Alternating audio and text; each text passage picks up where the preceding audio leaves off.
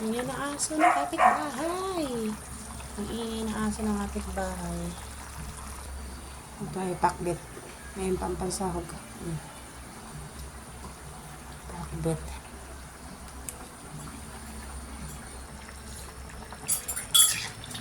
Nuna ko to kasi tagal-tagal lumambot. May alamang yan eh. Tulig-tulig ka.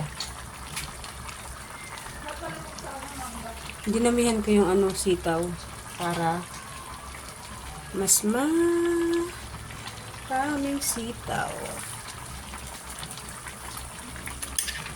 Ihuli ko na yung talong tsaka ang palaya kasi madudurog.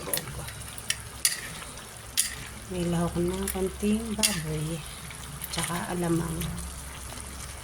O dali, huli mo. Hawakan mo dito yan. Hawakan mo yan. Aliusin mo ang halo, ha?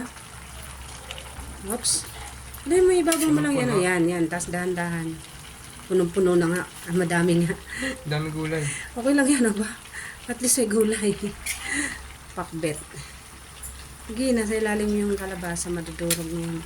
Pero okay lang yan. Gawa ng ampalaya kasi. Sige, para may lang siya. Sarap yan. Alamang tsaka konting laman ng baboy. Dapat nga taba. Anong klaseng halo yan? Okay.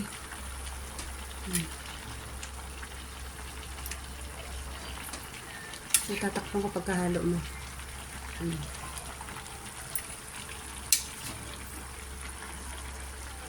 Tagahalo ako. Mahirap kaya maghawak.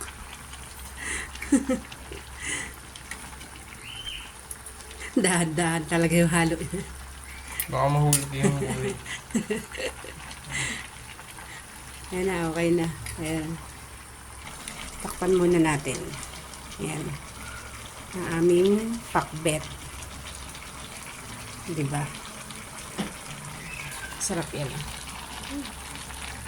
Shing!